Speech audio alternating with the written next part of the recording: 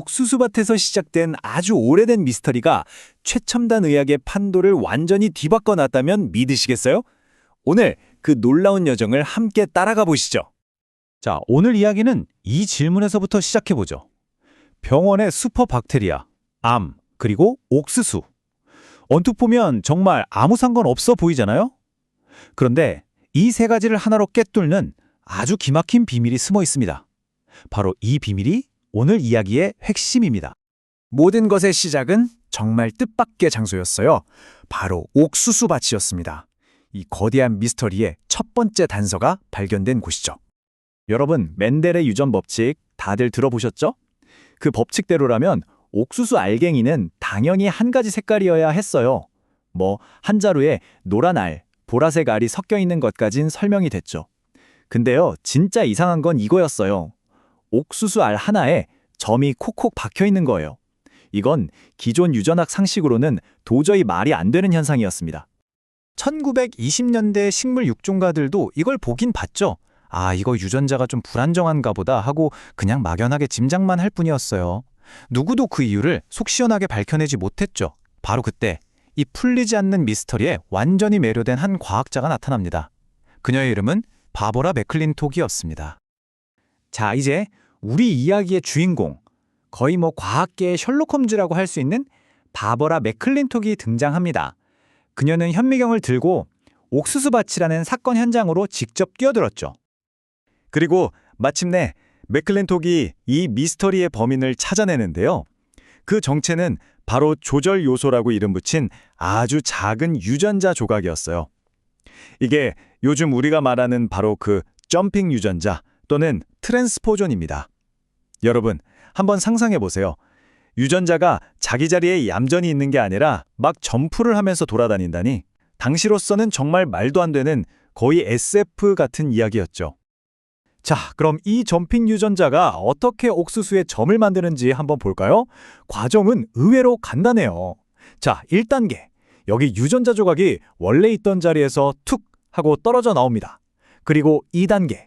쌩 하고 다른 곳으로 날아가는데 하필이면 색소를 만드는 유전자 바로 옆으로 가는 거예요. 그러고는 3단계.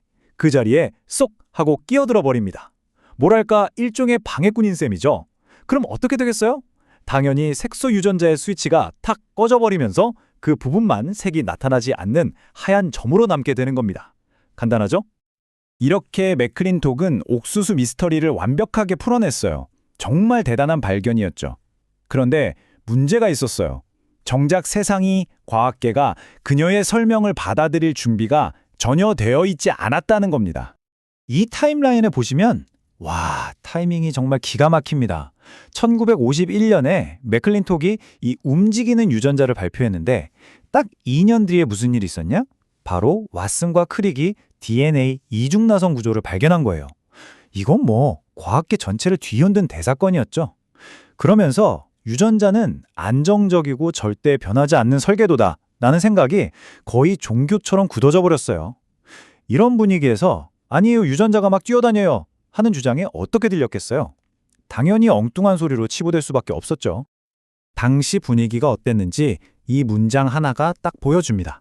무책임하게 뛰어다니는 유전자라니. 이 표현 좀 보세요. 얼마나 황당하게 생각했는지 느껴지시죠?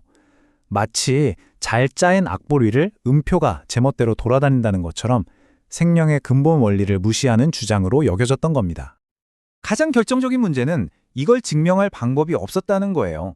현미경으로 현상은 봤는데 분자 수준에서 자, 보세요. 얘가 이렇게 움직였어요 하고 보여줄 기술이 없었던 거죠.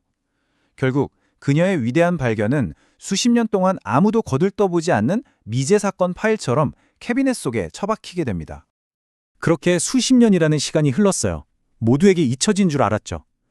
그런데 정말 영화처럼 전혀 다른 분야에서 이 오래된 사건 파일이 다시 세상 밖으로 나오게 됩니다. 과학자들이 현대의학의 가장 어려운 문제들과 씨름하다가 바로 맥클린톡의 연구에서 그 해답을 찾아낸 거예요.